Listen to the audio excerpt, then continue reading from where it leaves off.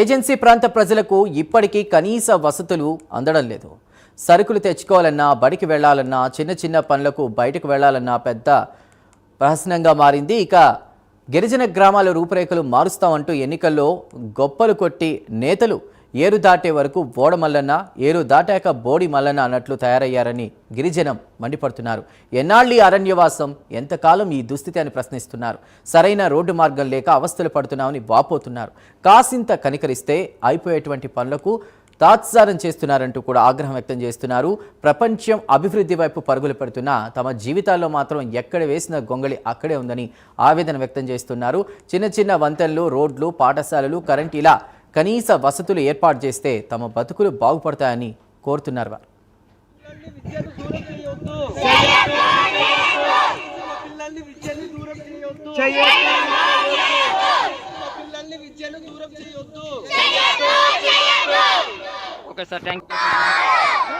గ్రామానికి school building కావాలి, గ్రామానికి స్కూల్ బిల్డింగ్ కావాలి.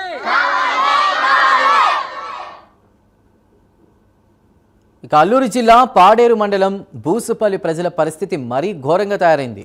ఎన్నాళ్ల నుంచో వంతెన నిర్మాణం కోసం సమీప గ్రామాల గిరిజనులు ఆందోళన చేస్తున్నారు. గ్రామానికి వంతెన లేకపోవడంతో విద్యార్థులు పాఠశాలకు వెళ్లాలంటే పారుతున్న కాలువ దాటాల్సి వస్తుందని ఆవేదన వ్యక్తం చేస్తున్నారు.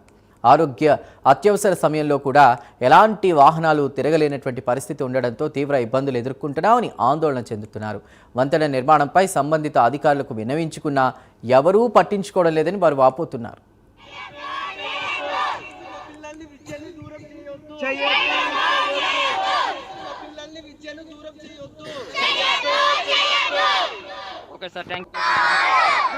గ్రామానికి స్కూల్ బిల్డింగ్ కావాలి, గ్రామానికి స్కూల్ బిల్డింగ్ కావాలి, గ్రామానికి.